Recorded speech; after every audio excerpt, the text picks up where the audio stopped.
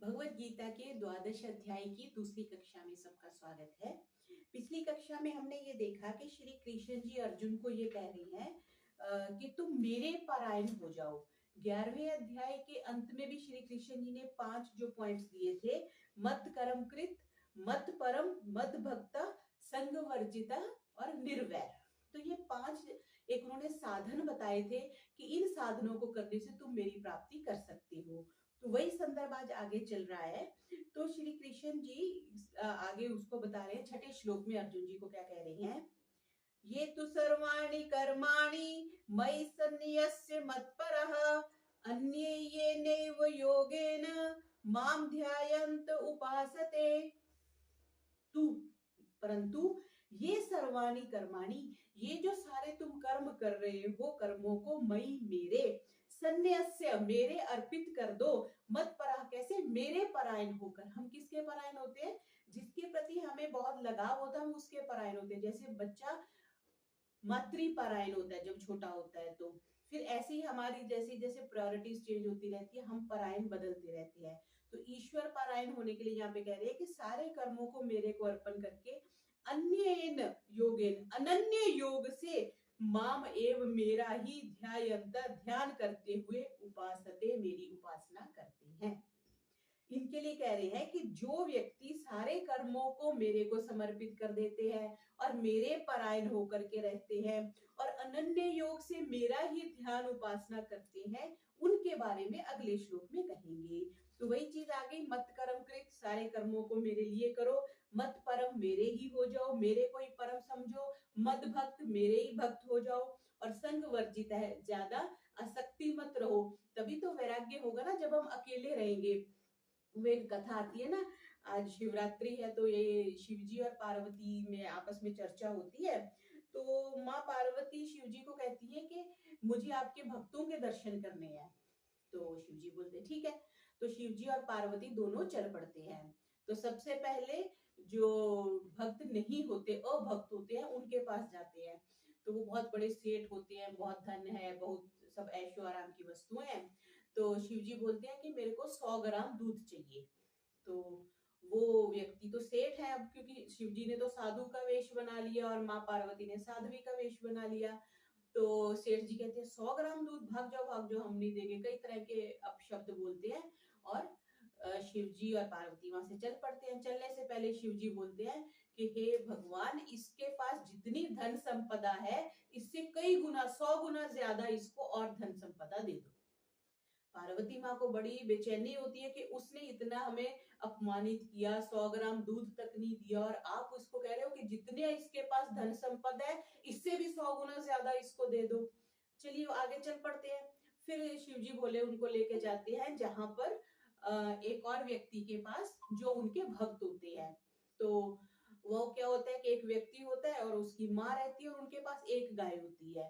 तो वो जो व्यक्ति है वो मजदूरी करता है, गाय के दूध को थोड़ा सा बेचता है और उसी से उनका गुजारा होता है। तो शिवजी और पार्वती उनके पास जाते हैं और शिवजी बोलते हैं कि भाई मेरे को 100 ग्राम दूध चाहिए। तो देसी गाय का दूध बहुत कम होता है, तो शायद 500 ग्राम दूध वो गाय देती थी।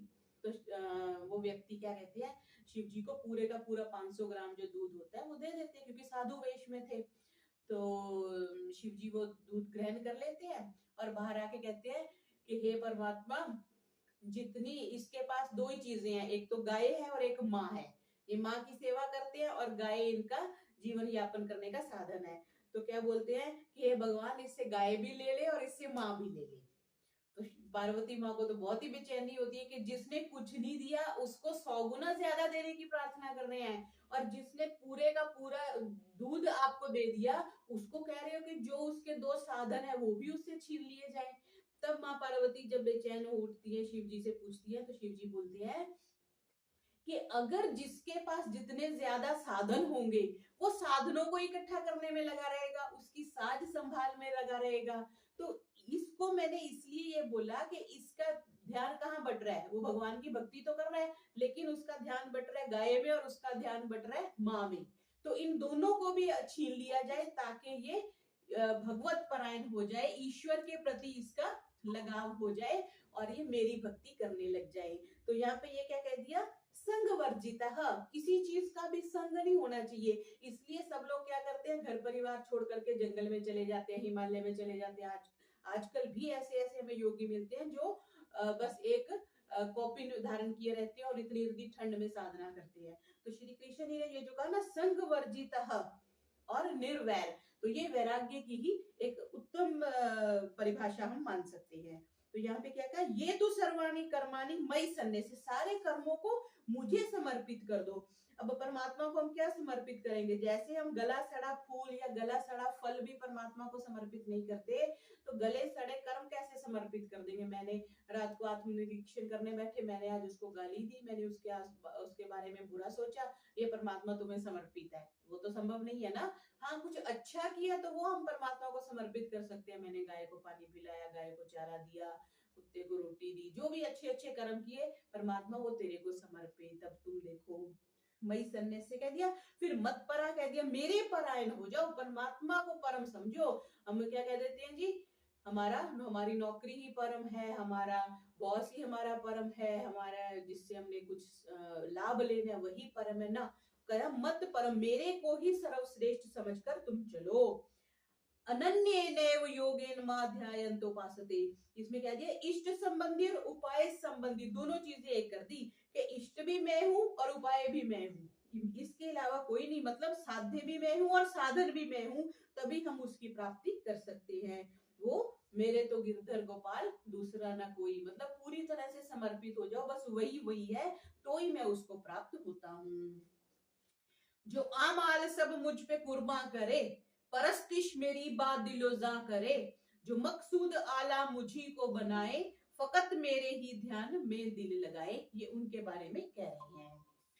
आगे 7वां श्लोक देखते हैं। तेषाम अहम समुद्धरता मृत्यु संसार सागरात, भवामि न चिरात् पार्थ मय्या वेशित चेतसाम।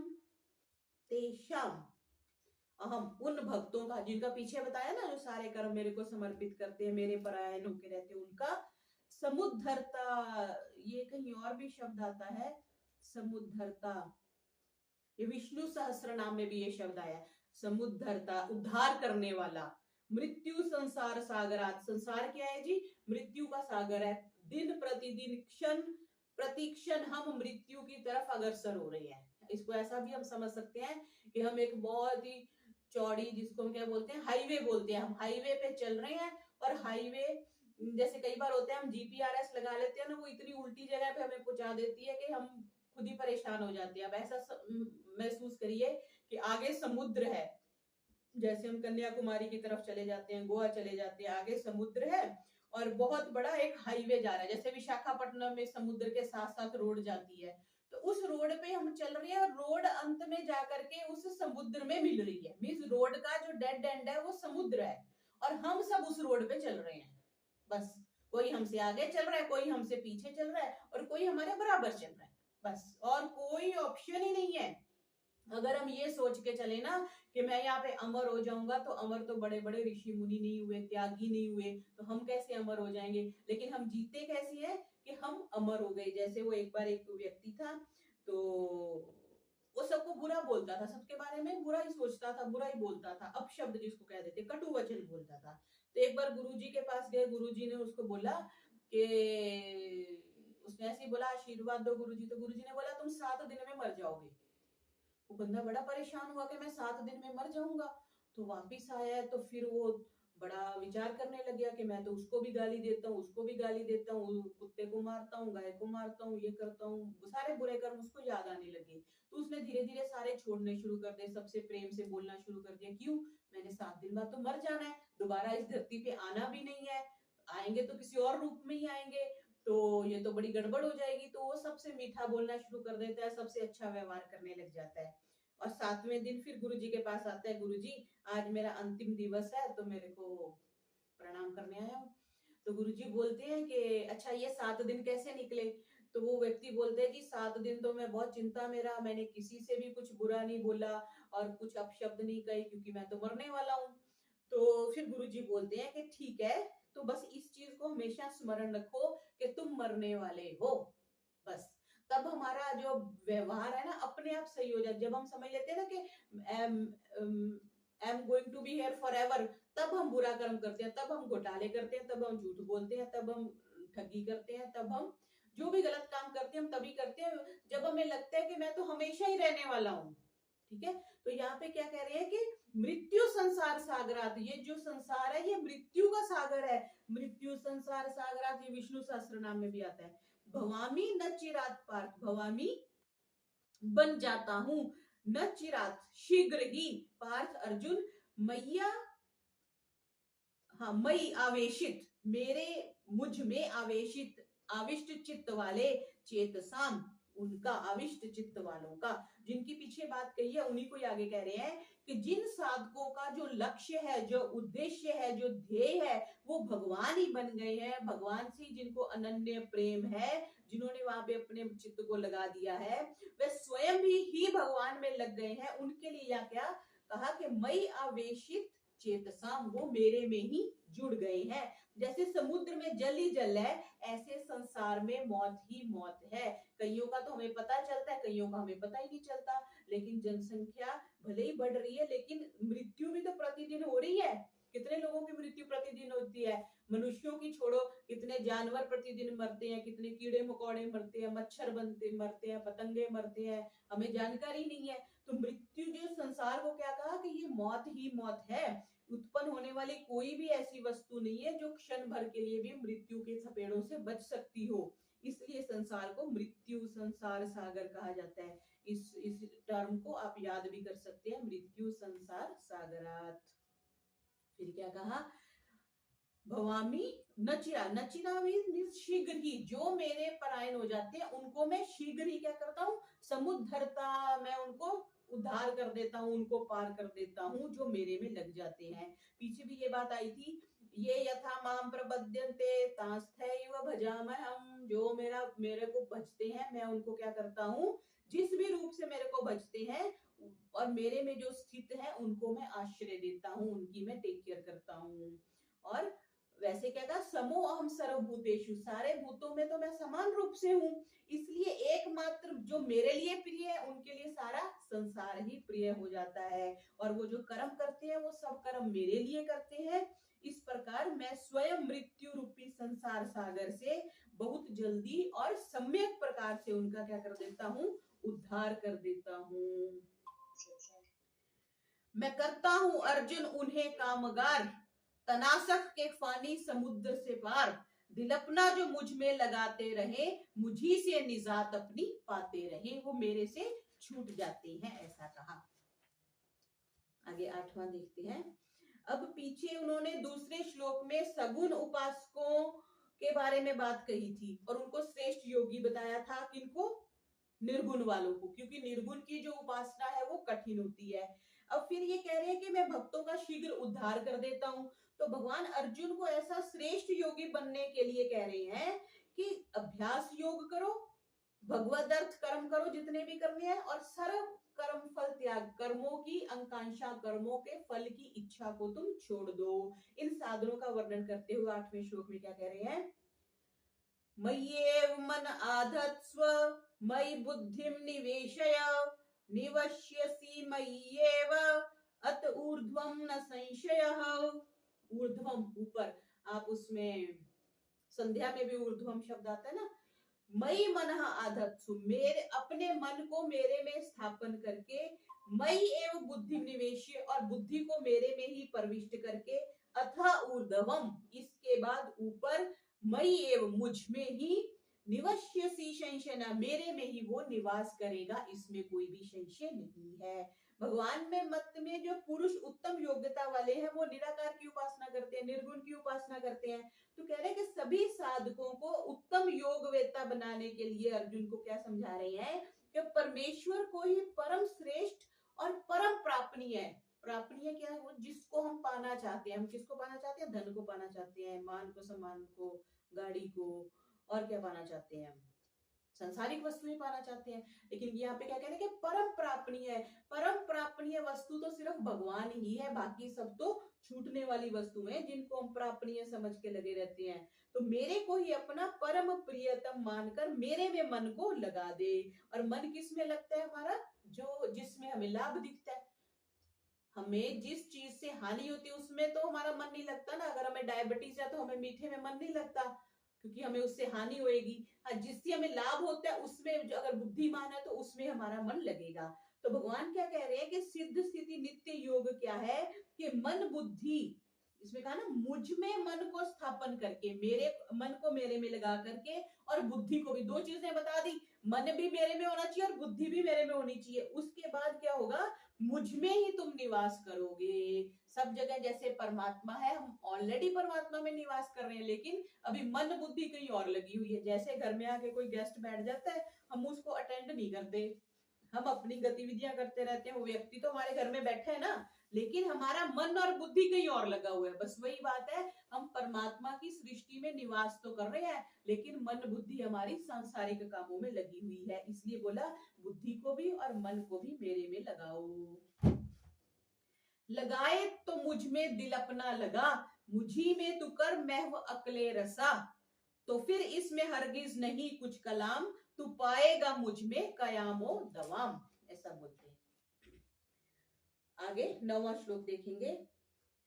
अथ चित्तम समाधातुम न शक्नोषि मयि स्थिरम, अभ्यास योगेन ततो मामिच्छाप्तुम धनंजय। धनंजय किसका नाम है जी? अर्जुन का नाम है। अथ चित्तम, अगर, ऑप्शन दे दी, अथ अगर, चित्तम समाधातुम, अगर तुम्हारा चित्त जो है स्थिर, न शक्नोषि, अगर तुम अपने मन को मेरे में स्थिर नहीं कर सकते, अभ्यास योगेन ततो, फिर क्या करो? अभ्यास और योग के द्वारा, ततो माम इच्छमाप्तुम धनंजय, तुम मेरी प्राप्ति की इच्छा करो। पहले क्या कह दिया? बुद्धि और मन को मेरे में लगाओ। फिर क्या कह रहे हैं कि अगर तुम्हारा मन मेरे में स्थिर नहीं होता, तुम्हारा मन वस्तुओं में, सांसारिक सुखों में स्थित होता है, तब क्या करो? अभ्यास के द्वारा, अभ्यास योग के द्वारा, ओनली अभ्यास नहीं कहा, अभ्यास योग के द्वारा कह दिया। अभ्यास अलग चीज है और अभ्यास योग अलग चीज है। अभ्यास क्या हो गया कि चित्त को बार बार लगाने का नाम अभ्यास हो गया। मन कहीं इधर गया, फिर से ओम, मन फिर कहीं गया, फिर से मन ओम, ये तो हो गया अभ्यास। अभ्यास योग क्या हो गया कि समता रखना, समत्वम योग उच्यते, हमने पढ़ा ना। तो योग क्या है कि मन की समता का बने रहना हर परिस्थिति में। तो यहाँ पे कह दिया कि भगवान की प्राप्ति के उद्देश्य से जो भी आप भजन कर रहे हैं, नाम जप कर रहे हैं, जो भी कर्म कर रहे हैं, वो करो। तो क्या होगा? अभ्यास और योग, अभ्यास योग के द्वारा तुम अपने मन को मेरे में लगा सकते हो। और क्या कहा? माम इच्छु, मेरी इच्छा करो, संसारिक वस्तुओं की इच्छा मत करो। तब तुम क्या करते हो? ये प्राप्ति का साधन बता दिया कि मेरी प्राप्ति की कम से कम इच्छा तो करो। अगर तुम नहीं भी पाना चाहते, प्रयास नहीं भी करना चाहते, इच्छा होती है, तुम उसके लिए प्रयत्न करते हैं। हमने इच्छा कर ली कि हमने किसी फलाने स्थान पर जाना है, फिर हम साधन ढूंढेंगे, फिर हम धन ढूंढेंगे, फिर हम व्यवस्था करेंगे कि मैं उस स्थान पर पहुंच जाऊं। तो यहाँ पे भगवत प्राप्ति में देरी का कारण ये है कि हम भगवान की इच्छा ही नहीं करते। किसी को भी पूछो, किसी व्यक्ति को पूछो तुम्हें भगवान की प्राप्ति चाहिए, ना जी ना, मेरे पास टाइम नहीं है, मेरे तो 10 घंटे ऑफिस करना है, 12 घंटे दुकान पे बैठना है। तो किसी व्यक्ति के पास इच्छा ही नहीं है। तो यहाँ पे स्पेशली क्या बात गीता में क्या उपदेश दे रही है कि तुम माम इच्छम आप, तुम मेरी कम से कम इच्छा तो करो। जिसकी इच्छा होती है वो चीज प्राप्त हो जाती है। जो कायम ना तू रख सके मुझ में दिल, न यकसू रहे ध्यान में मुस्तकिल, तो अभ्यास से कर तलाशे कमाल, इसी योग से ढूंढ अर्जुन वसाल। इसी अभ्यास योग से ही वसाल हो जाएगा। वसाल मीन्स मिलना, ना खुदा ही मिला ना विसाले सनम, ना इधर के रहे ना उधर के रहे। आगे 10वां देखते हैं, उसी संदर्भ में अगला श्लोक है। अभ्यासे अपि समर्थोसि मत कर्म परमो भव, मदर्थमपि कर्माणि कुर्वन् सिद्धिमवाप्स्यसि।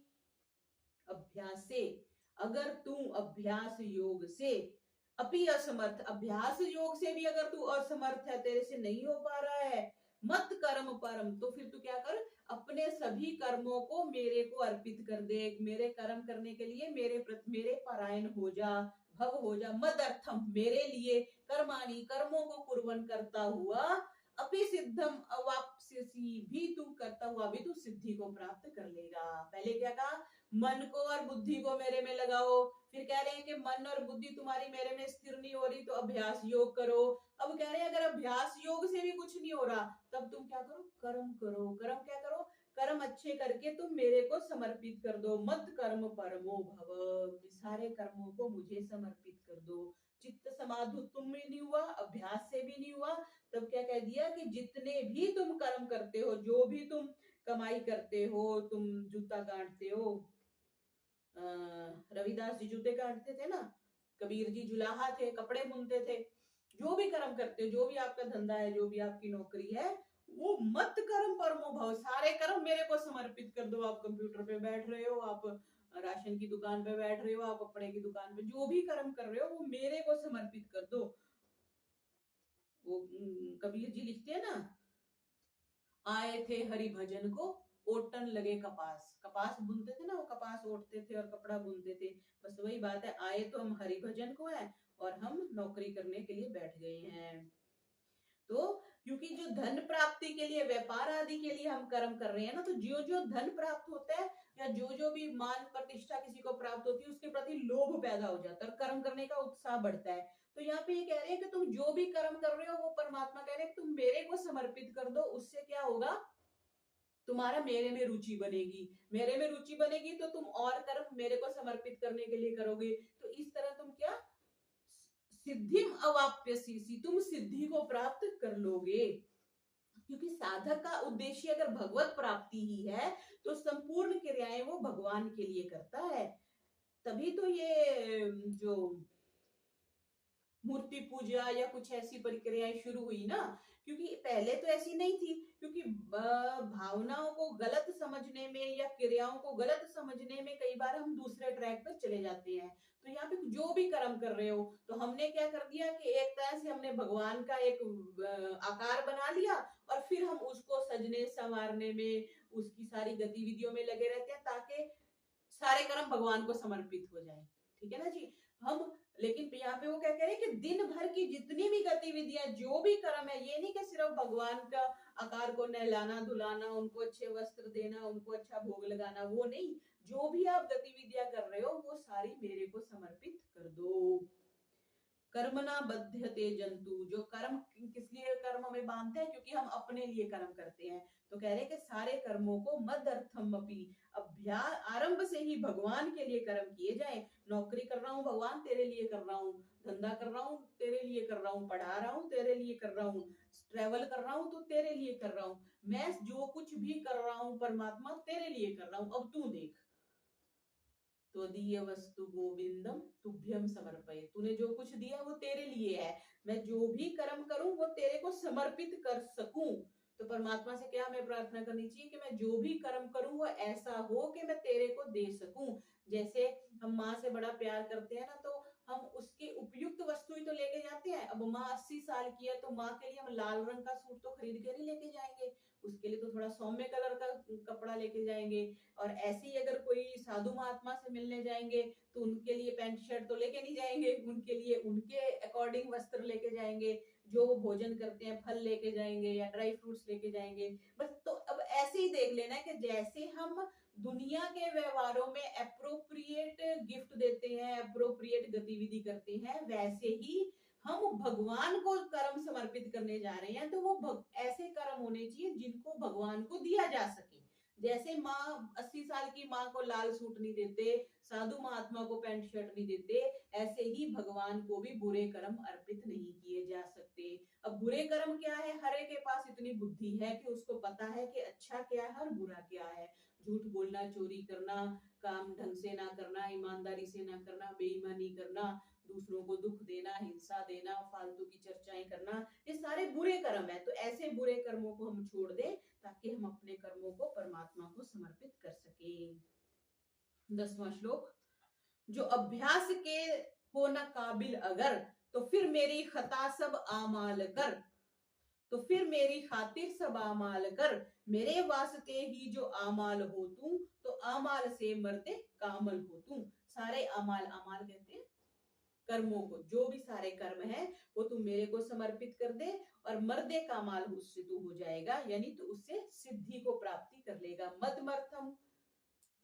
मदर्थम अपि कर्माणि, सारे कर्मों को तू मेरे लिए कर, किसी को जो भी कार्य कर रहा है मेरे को करके, और तब तू सिद्धि को प्राप्त हो जाएगा। तो ये भी एक उन्होंने निर्णय दे दिया कि सारे कर्मों को अगर तू मेरे को समर्पित करता है तो तू क्या हो जाएगा, सिद्धि को प्राप्त हो जाएगा। तो आज की कक्षा में हमने 12वें अध्याय के 5वें से 6 से लेकर के 10वें श्लोकों को देखा। ओम शांति शांति शांति। सर्वेभ्यो नमः।